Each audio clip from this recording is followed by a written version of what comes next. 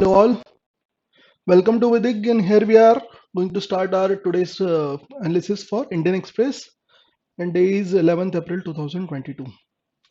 See, when we start with today's newspaper, the front page news is Shahbaz said to become the Pakistan PM. मतलब वहां पर क्या हुआ है पाकिस्तान में, जैसा हमेशा होता है, पहली बार तो हुआ नहीं है। देखिए, पाकिस्तान में आज तक किसी भी गवर्नमेंट ने अपने 5 साल पूरे नहीं किए हैं, and Imran Khan being a cricketer, वो 16 ओवर पहले ही अपनी इनिंग क्लोज करना पड़ रही है उनको। 16 ओवर मतलब 16 महीने पहले अगर ये पूरी कंप्लीट 5 साल गुजरते तो Pakistan first PM would have been, first PM to complete tenure would have been Imran Khan. But 16 महीने पहले उनकी सरकार एक तरीके से जा चुकी है, एक तरीके से नहीं बोलना चाहिए, उनकी सरकार जा चुकी है।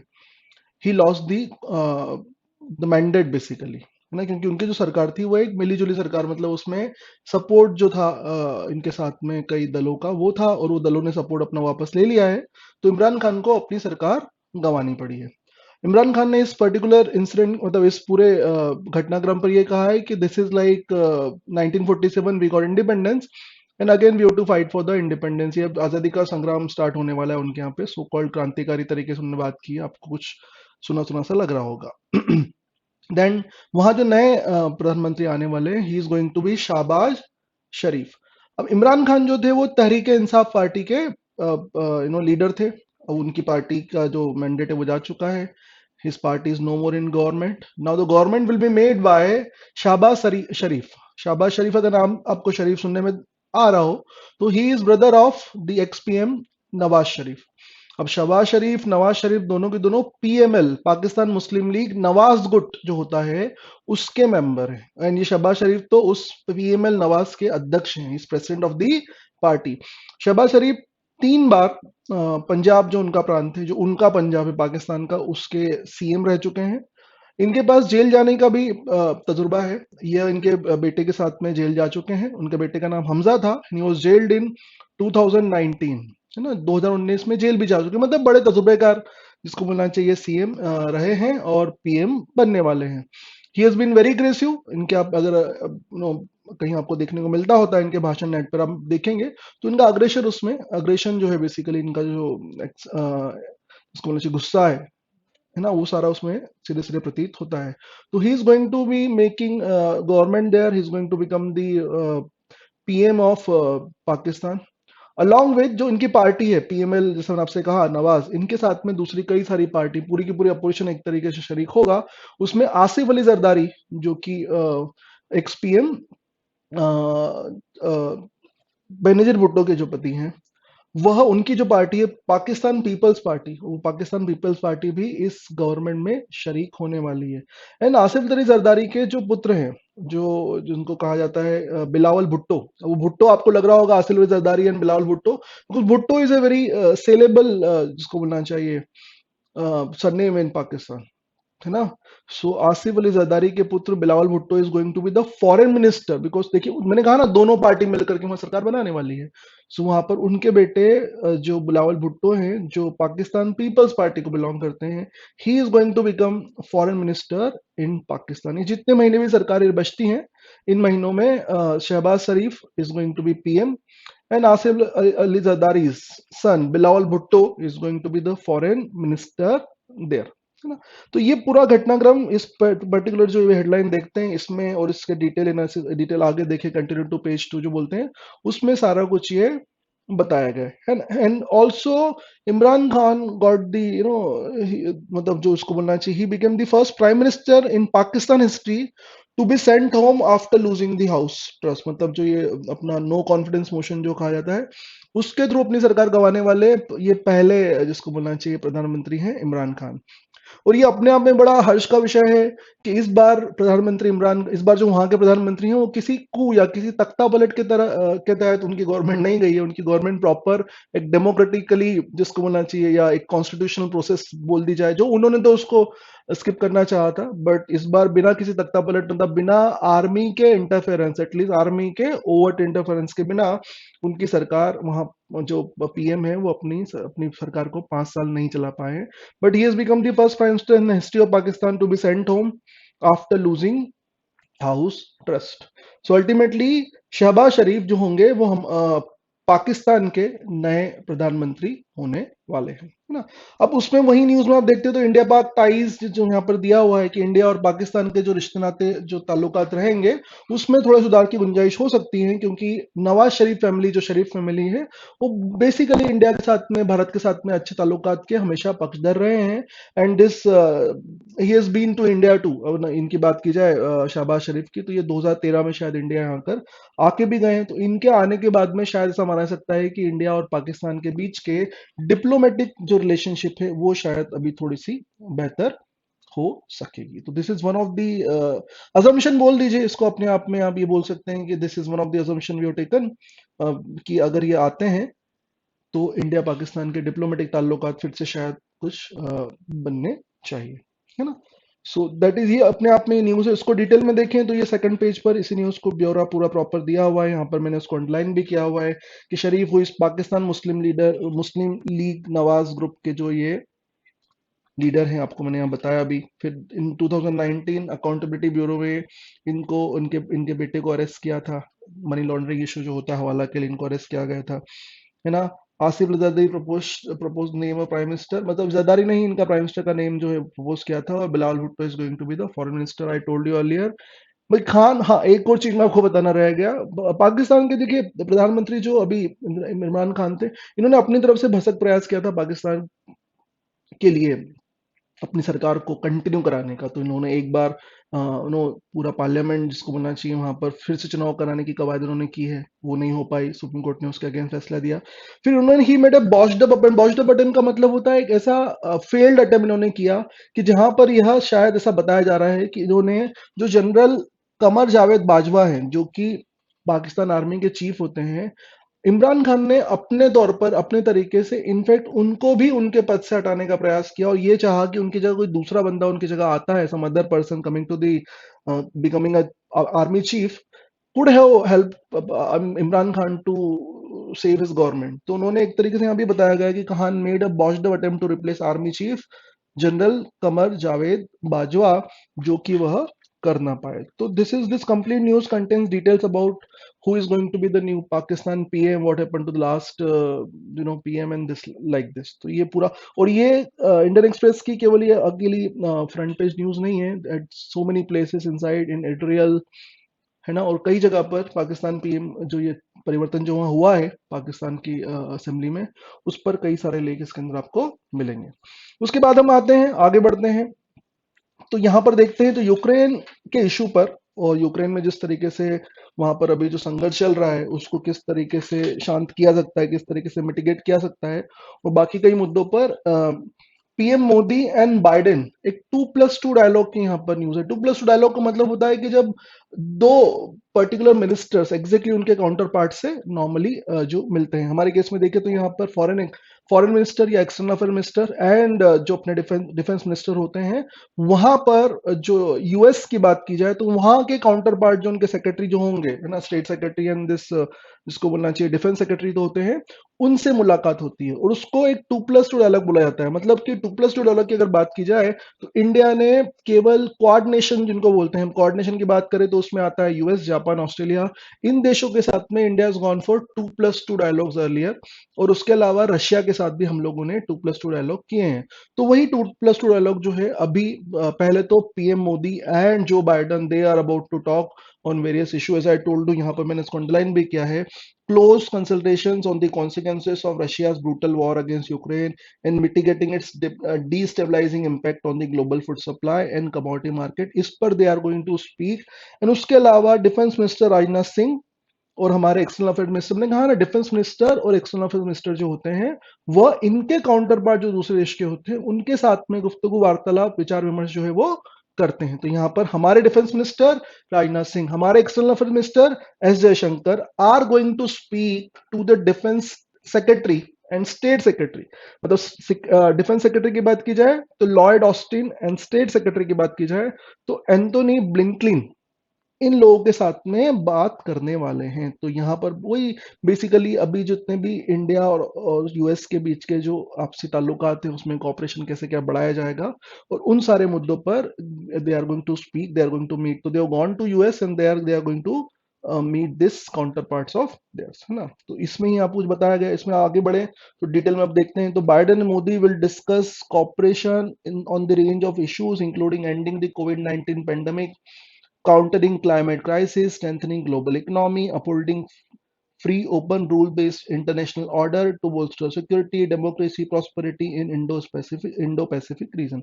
अब यहाँ पर जब बोलते हैं rule based international order to bolster security, मतलब they are trying to cover China. Rule based जब जब बात की जाएगी इस दुनिया में, चाइना के अगेंस्ट बात की जाती है, समान के चलिए।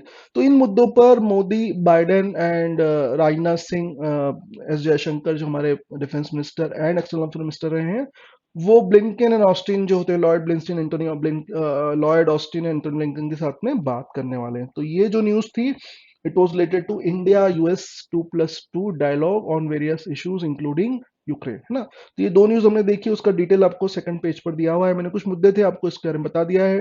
फिर थर्ड न्यूज पर जो आगे आते हैं, तो देखिए परसों भी जो हमने डिस्कस किया था, so the prevailing economic condition in Sri Lanka is a concerning issue, अपने आप में बड़ा मुद्दा है। और वहां पे दिस लेडी जो है वहां पर, she must be there in Sri Lanka and putting her views and news regarding it. तो वहां बताया जा रहा है कि अगेन वहां पर जिस तरीके से हालात बन रहे हैं, राजपक्षे जो गवर्नमेंट है वहां पर, उनके अगेंस्ट बहुत एंगर है, उनके अगेंस्ट बहुत ज्यादा गुस्सा है, यहाँ पर बताया गया। और ये जो पर्टिकुलर आर्टिकल को इसको आप पढ़ते हैं, तो ये बताया गया कि जो गुस्सा है वो पूरे श्रीलंका में ही है एक तरीके से, बट उसके अलावा वहां पर जो राजपक्षे जो लोग हैं, जो इनका स्ट्रॉन्ग होल्ड था, that stronghold of Rajapaksa is Hambantota. हम्बन टोटा पोर्ट के बारे में आपने सुना होगा, बट हम्बन टोटा वहां पर एक डिस्ट्रिक्ट है, एंड राजपक्षे जो पूरे के पूरे जो कुटुंब है वो वहीं से आते हैं। तो यहाँ पर ये बताया गया है कि राजपक्षे के अगेंस्ट, इन पूरी फैमिली और इनकी जो गवर्नमेंट के अगेंस्ट इतना एंगर है कि वो उनके खुद के डिस्ट्रिक्ट, जो उनका होम डिस्ट्रिक्ट जो है, वहां पर भी वह एंगर साफ साफ दर्शाता है। वहां पर वह लोग जो इनको जब सिविल वॉर खत्म हुआ था उस समय जिन लोगों ने इनको अपना हीरो माना था, वही लोग इनको कल्प्रिट मानते हैं आज की तारीख में। वहां पर जिस तरीके के हालात उत्पन्न हुए हैं, इकोनॉमिक कंडीशन, आर्थिक हालात जैसे वहां पर उत्पन्न हुए हैं, तो their strongest supporters are they are bitter, जिसको बोलना चाहिए critic now, that is what happened in Rajapakse's own stronghold. So that has been reported by this lady in this article. ये हमने पहले भी देखा था और उसके बारे में यहाँ पर डिटेल में आगे बताया जा रहा है। इसके अलावा कई सारे न्यूज है, बट हम इंपॉर्टेंट न्यूज के बारे में देखें, आगे बढ़े। तो this was what you discuss. आगे देखते हैं। देखिए, आई नेवर टेल यू कि सिटी न्यूज को इंपॉर्टेंट होती है तो हमको पढ़ना होता है, मतलब सिटी न्यूज पेपर का तो मैं आपको हमेशा बोला ही कि इतना मायने रखता नहीं है, बट देन कुछ इंपॉर्टेंट न्यूज कभी होती है तो हमको थोड़ा ध्यान रखना पड़ता है। अब देखिए, वहां पर अब दिल्ली की बात की जाए तो दिल्ली में सुपरटेक टावर्स, एक ट्विन टावर्स हुआ करते थे, उन ट्विन टावर्स को गिराने के लिए बोला गया, उसके लिए कवायद लगाई जा रही है, गिराने का उसका प्रयास किए जा रहे हैं। उसका एक डी डे डिसाइड हुआ है जिस दिन उसको गिराया जाएगा, ध्वस्त किया जाएगा। तो इस पूरे आर्टिकल को आप पढ़ सकते हैं, यहाँ पे कुछ डिटेल आपको दे दी जाएगी, बट देन जो हमारे काम का जो हमको ध्यान रखने वाला मुद्दा है वो है कि लास्ट जब अभी पैराग्राफ यहाँ पर देखते हैं, जो supreme court on August 30 last year order demolition of twin towers, है ना, एपेक्स और केन। एपेक्स जो 103 मीटर का है, केन जो 97 मीटर का है, with in 3 months last year August 30 को सुप्रीम कोर्ट ने बोला था कि इसको डेमोलिश कर दिया जाना चाहिए, ट्विन टावर को। क्यों करनी चाहिए, रीजन इसका दिया हुआ है, violating the regulations on the distance between the buildings, the final demolition is to be planned on May 22।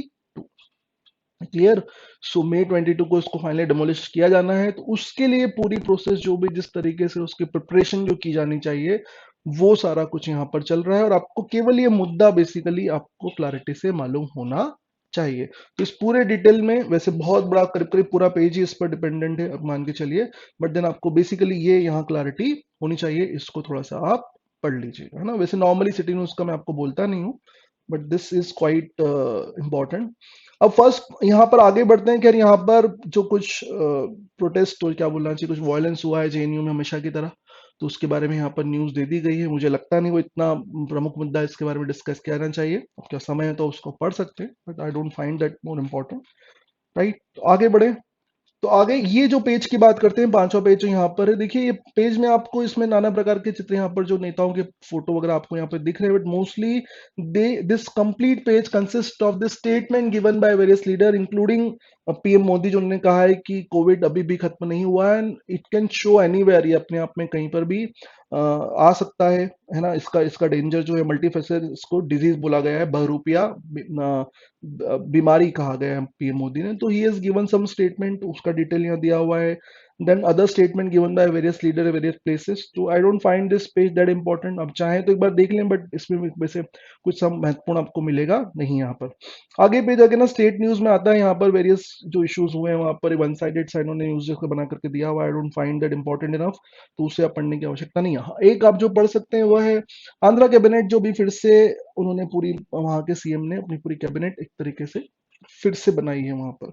और वो नई कैबिनेट जो है उसमें 14 नए फेसेस लिए गए हैं। दैट इज वन न्यूज, इसको चाहे तो आप थोड़ा सा समय दे करके पढ़ सकते हैं। स्टेट न्यूज है, but a new cabinet has been formed in which of the following state type question कभी आता है question, so that can be answer. बाकी आप केवल इसको, इस न्यूज को आप थोड़ा सा पढ़ सकते हैं। बाकी स्टेट रिलेटेड न्यूज है, आई don't find that important enough, I won't get into details of it. ये पेज जो आप देखें तो यहाँ पर पुराने जो एडिटर थे इंडियन एक्सप्रेस के, अरुण शौरी, जो इंडियन एक्सप्रेस के एडिटर रह चुके हैं, अरुण शौरी जो इंडियन एक्सप्रेस, सॉरी, हमारे देश की सरकारों में जो मिनिस्टर रह चुके हैं, and he has been a great author, he has written so many books. तो उनका एक interview looking at the present हमें अभी सामने के परिवेश में कुछ बताया गया है, तो चाहे तो आप इसको भी पढ़ सकते हैं, है ना। Can be a beautiful no useful read, आप चाहें तो पढ़ सकते हैं। जैसा मैंने आपसे कहा था, जो सत्ता परिवर्तन हुआ है पाकिस्तान में, और पूरे अखबार में कई जगह एडिटोरियल में, न्यूज में, ऑपेड में इसके बारे में दिया हुआ है। तो यहीं पर आप अगर देखते हैं तो एडिटोरियल पेज में भी आप देखें तो यहाँ पे चेंज नेक्स्ट डोर, मतलब हमारे जस्ट पास पड़ोस में जो देश है वहां पर जो सत्ता में परिवर्तन है उसके बारे में यहाँ पर डिटेल दिया हुआ है। और कई सारी एक्स्ट्रा इन्फॉर्मेशन चाहे तो अब यहाँ पर मिल सकती है। जैसे मैंने आपसे कहा था कि 16 महीनों के पहले, बिफोर टाइम जो है, पाकिस्तान की सत्ता में परिवर्तन अभी हुआ है। This Imran Khan government lost, जिसको मैंने अच्छी कॉन्फिडेंस देयर, है ना। And parliament election are due next year in August, तो यहाँ पर बताया गया है। और उसके अलावा कई सारे डिटेल यहाँ दिए, बट अल्टीमेटली वही बताया गया कि पास में पाकिस्तान में जो परिवर्तन हुआ है उसके क्या रिpercussion हो सकते हैं, how it went on. So from India's point of view, Khan's exit could create opportunity for repairing ties with Pakistan. Earlier I told you, जैसे ही ये जो शहबाज शरीफ की गवर्नमेंट की बात करते हैं, नवाज शरीफ फैमिली की बात करते हैं, तो they have been in favour of talks with India. तो और पाकिस्तान में अभी हम देखें, इमरान खान के जो पूरा समय 4 साल में निकाला है, he was very much involve in lot of rhetorics, though he talked about नया पाकिस्तान। जो यहाँ पर अगर एटल देखते हैं उसमें स्पष्ट बताया गया कि पाकिस्तान में इमरान खान ने नए पाकिस्तान की बात तो की थी, बट जो उनकी हरकतें या उनका जो ओवरऑल रवैया था, जो उनका कंडक्ट था या उनके अप्रोच जो थी, that that was not nothing knew about it, है ना। और उन्होंने थोड़ा सा सॉफ्ट इस्लाम और नया पाकिस्तान की बात करते चीजों को आगे बढ़ाया, but he was very much vocal against India. Rhetorics उन्होंने खूब सारे दिए, और इंडिया और पाकिस्तान के बीच में किसी तरह की वार्तालाप चर्चा जो है इस दरमियान नहीं हो पाई। But with the arrival of new government, Sharif government जिसको हम बोल सकते हैं, और अगर वो शरीफ गवर्नमेंट सही में शरीफ रहे, तो शायद हो सकता है कि इंडिया और पाकिस्तान के बीच में कुछ ताल्लुकात जो बेहतर हो या कुछ बातचीत का आलम बने। सो उस बारे में यहाँ पर आपको अगर आप डिटेल देखते हैं तो दिस एडिटोरियल ऑल्सो, यहाँ जो हम देखते हैं ना, फेलिंग द टेस्ट वाली बात करें, तो वहां पर ही बोला गया कि no elected regime in Islamabad in Pakistan manage to complete its tenure since the formation of the country, and Pakistan has been true to the history, मतलब उन्होंने अपना रिकॉर्ड जो है वो कायम रखा है। अभी भी वहां पर कोई गवर्नमेंट पूरा अपना समय नहीं कर पाई है। फिर उन्होंने यही कहा कि when Pakistan, when this Imran Khan came to power, he gave the slogan of Naya Pakistan and promised to bring change. The vision of Naya Pakistan has been shattered for some time now. He proved no different from other politicians when he has dissolved parliament instead of facing the no confidence motion. तो उसने कोई नया काम नहीं किया। The Pakistan team, Imran Khan has not done something new. He has done everything possible to be in power, jabki he should have faced the no confidence motion, but he dissolved the parliament. And so according to author, that was something which was not new at all, and he didn't do anything new जो उन्होंने claim किया था पहले, उसके उन्होंने कुछ उसके साथ न्याय नहीं किया। He proved no different from the other politicians, I told you. He didn't face the no confidence motion initially, plunged country into constitutional crisis. He claimed of being different from existing political leadership, and practicing clean politics is now seen as hypocritical. तो बोला hypocritical अपने आप में रहा है। हमने उन्होंने इमरान खान के रवैये की बात की है। पाकिस्तान का एक्सटर्नल डेट जो है वो पहले से बढ़ गया है, $91 billion, that is 31% of GDP is their external that मतलब इसको अगर आप देखें तो पाकिस्तान का ओवरऑल जीडीपी आपको इसको देख करके थोड़ा अंदाजा इससे लग सकता है, राइट?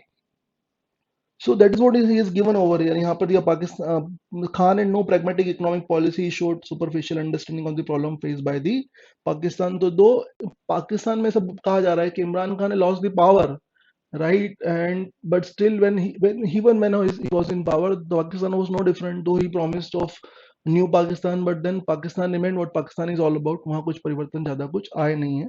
तो लेखक ने उसके जो ऑथर ने उसके बारे में कहा यहाँ पर, eventually it was Imran Khan's relationship with the military in opposition that was instrumental in his fall. Above all, he could not even help maintaining the good relationship between his party and military, and that is why that went against his own government and become the reason for the fall of the present government, है ना? तो vision of नया Pakistan lies shattered. It is back to old Pakistan with intermittent political instability, difficult economic situation, military that will allow the political class to govern. The challenges of the new prime minister will no different. He has to deal with the structural issues. There is not much light at the end of the tunnel for the Pakistan. So these two articles are what uh, they give the clear picture of Pakistan's situation at this point of time. तो इसे आप पढ़ सकते हैं। फिर एक यहाँ पर बॉन्ड आइडेंटिटी, दैट मीन्स जो इंडिया में इलेक्ट्रल बॉन्ड स्कीम जो है, जो रन की जाती है, जिसमें हर क्वार्टर की बिगनिंग के 10 दिनों में इलेक्ट्रल बॉन्ड के लिए एक विंडो ओपन की जाती है, जहां पर कुछ स्पेसिफाइड एसबीआई ब्रांचेस में कोई भी व्यक्ति जिसे अपनी पसंदीदा पार्टी को कुछ जिसको बोलना चाहिए चंदा या डोनेशन जिसको बोला जाता है वो देना हो, या सपोर्ट करना हो अपनी पार्टी को थ्रू प्रॉपर मीन्स, तो they can go and buy some electoral bond and they can donate to their party. This is the way things happen. और अगर वो पर्टिकुलर किसी मददी चुनाव का समय होता है, इलेक्शन का समय होता है ना, सो उसमें एक्स्ट्रा समय और दिया जाता है, विंडो और ओपन की जाती है। तो that complete process is going on for some time, but there have been various petitions who have been जो सुप्रीम कोर्ट में पेटिशन लगाए गए हैं against the electoral bond scheme, because the petitioner believes the electoral bond scheme is not transparent, it is very opaque thing, and it is wrongly financing political parties.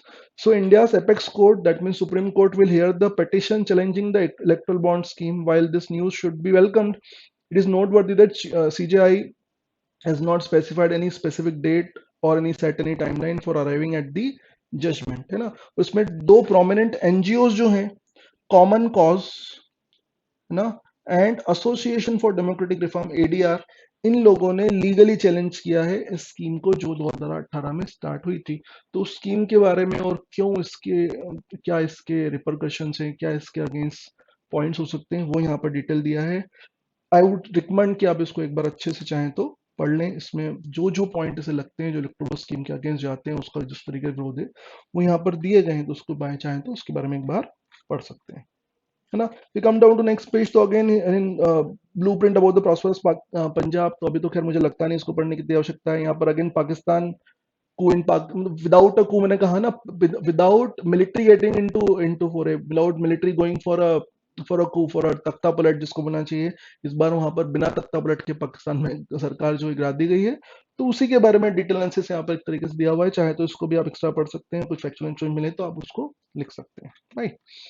फिर आगे बढ़े तो again we come down to the same issue, situation in Sri Lanka, और वहां पर इस news में आया है कि तमिल अलायंस से ready to back off opposition in no confidence vote against Gotabaya. तो वहां पर जो सबसे हालात बन रहे हैं, वहां पर भी गुड बाय राजपक्षे गवर्नमेंट जो है उनके अगेंस्ट में नो कॉन्फिडेंस मोशन आ सकता है।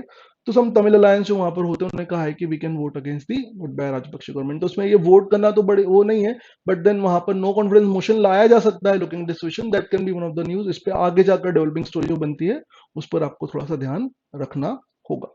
Again, I told you there were so many articles related to the change in regime in Pakistan. तो वहां पर again before ouster Imran Khan tried to sack the army chief, as I told you, जो कमर बाजवा वहां पर जो है उनको इमरान खान ने हटाने का प्रयास किया था। उसका रीजन ये था कि इमरान खान अगर उनको हटा पाते हैं जनरल कमर जावेद बाजवा को, तो हो सकता है कि जो नए वाले चीफ या अपॉइंट करते उनसे इनको सपोर्ट मिलता और शायद इनकी गवर्नमेंट को कुछ दिन और चलाने का प्रयास कर पाते।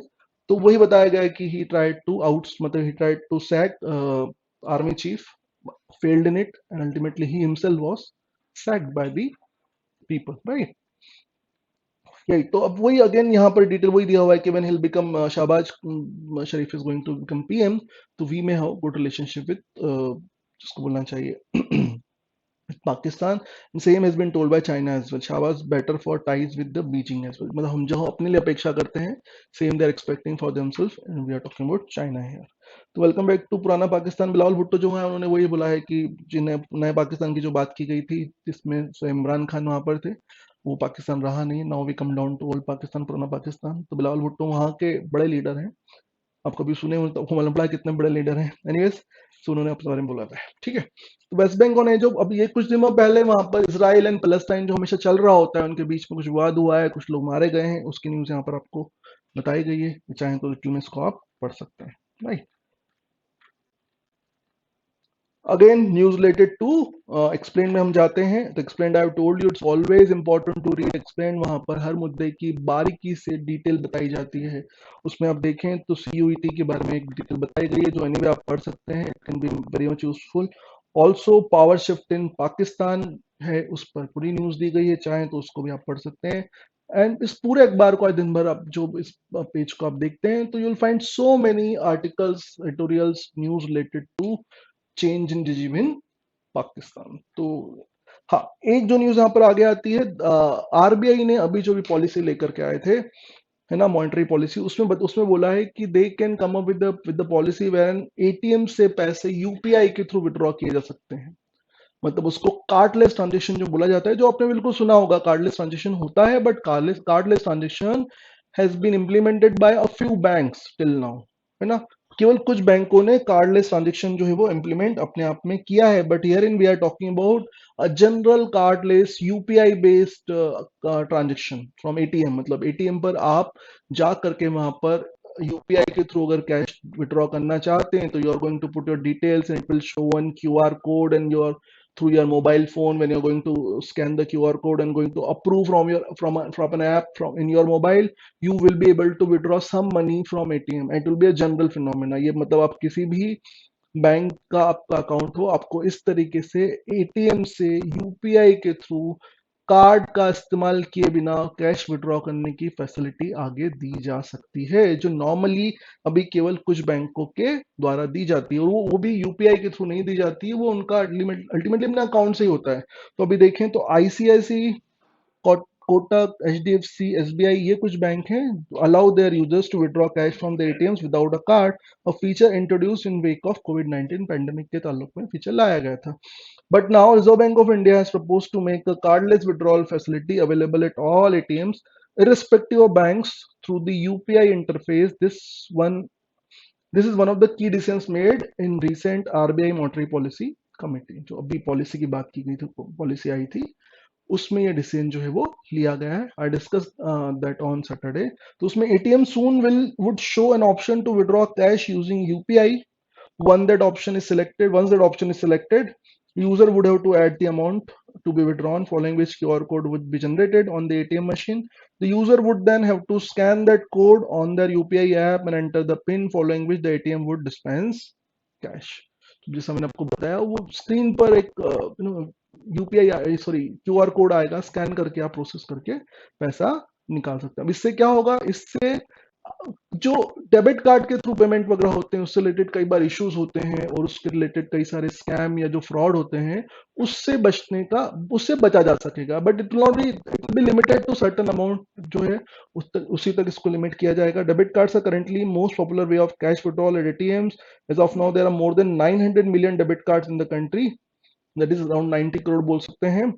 And experts have cautioned that allowing cash withdrawal through UPI could negatively impact debit card usage, but then it can improvise in terms of the security issues. So that is why it can be implemented future. तो ये अपने आप में नया जो एक तरीके से सिस्टम लाया जा सकता है यूपीआई को बढ़ावा देने के लिए, सिक्योरिटी इश्यूज क्लियर करने के लिए. सो that can come in future. इसके बारे में आप यहाँ पर डिटेल दिया है, बिल्कुल इसके बारे में पढ़ सकते हैं. राइट, उसके अलावा there is nothing much important in terms of sports news. यहाँ पर देखें तो उसमें कुछ खास ऐसा जो आपके लिए महत्वपूर्ण हो, कोई ऐसा बनता नहीं. यहाँ पर already I told you other day it was an editorial, now it is given in this news itself कि इंडिया और Pakistan along with four nation as was advised by Pakistan, should come and play some big league, some tournament, but then ICC ने उसको भी favour नहीं किया है, तो उसके बारे में यहाँ पर एक न्यूज दी है, चाहे तो उसको आप पढ़ सकते हैं. So herein I have discussed some of the important topics: Pakistan's change in regime in Pakistan, Sri Lanka's economic condition, 2+2 dialogue, right? Then Supertech वाला मैंने आपको बताया, अरुण शौरी वाला मैंने आपको डिटेल बताई है. तो इन चीजों को, इन मुद्दों को थोड़ा सा आप डिटेल में पढ़ सकते हैं. Here in say goodbye to you. No, sorry. Before saying goodbye, we are left with one more section wherein there are 5 questions. Quiz जो होता है हमारा, वो quiz हम लोग यहाँ पर discuss कर सकते हैं. Right? So this is the quiz wherein we are going to ask 5 important questions related to current affairs, है ना? जो 5 questions होते हैं, उसमें हम पहला क्वेश्चन देखें. तो which of the following country has qualified for first FIFA World Cup in 36 years? 36 वर्षों में पहली बार किस कंट्री ने फीफा वर्ल्ड कप में इसको बोलना चाहिए क्वालिफाई किया है ना? तो लग्जमबर्ग, कनाडा, फिनलैंड, ग्वाटेमाला की अगर बात करें तो कौन सा ऐसा देश है जिसने 36 सालों बाद फीफा वर्ल्ड कप में क्वालिफाई किया है? तो answer for this question is Canada. Canada is the country who beat Jamaica 4-0 to qualify for FIFA World Cup 2022, their first such qualification in 36 year. 36 वर्षों में पहली बार उन लोगों ने फीफा के लिए क्वालिफाई किया है.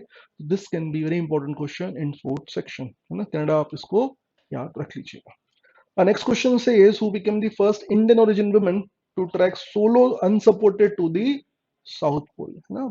सोलो जिन्होंने साउथ पोल तक यात्रा की हो अनसपोर्टेड, पहली इंडियन ओरिजिन वुमन है. तो Indian origin woman is Indian origin British army captain Harpreet जो है, उन्होंने बिना मतलब अनसपोर्ट जिसको बोलना चाहिए, अनसपोर्टेड सोलो यात्रा जो साउथ पोल तक की है.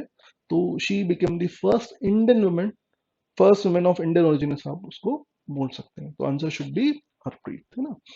इसके बाद देखें तो थर्ड क्वेश्चन से which country launch BRICS vaccine R&D centre and workshop on vaccine cooperation. तो किस ब्रिक्स नेशन ने, तो ब्रिक्स नेशन तो आपको मालूम ही है ना? So India, Brazil, China, Russia में से कौन सा ऐसा देश, तो उसमें साउथ अफ्रीका तो खैर बताया, बोला ही नहीं गया है, तो उसको तो आप बाहर ही कर सकते हैं.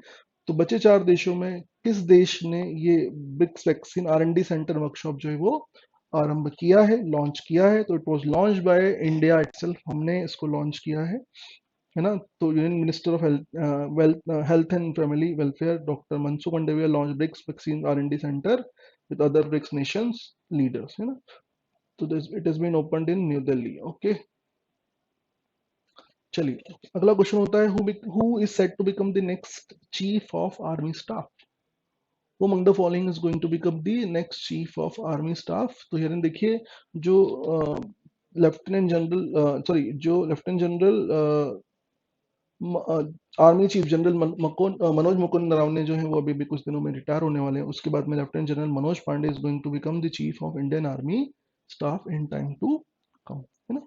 सो we come down to our last question. Last question says the World Health Organization has suspended which vaccine supply through UN agencies. It's a very important question. In fact, a complete set of questions can be made on this, right?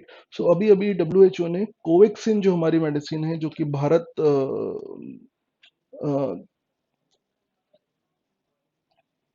Biotech ने जिसे बनाया है develop किया है, उसे WHO ने कुछ समय पहले सस्पेंड कर दिया है ना, बिकॉज ऑफ सम इश्यूज, है ना?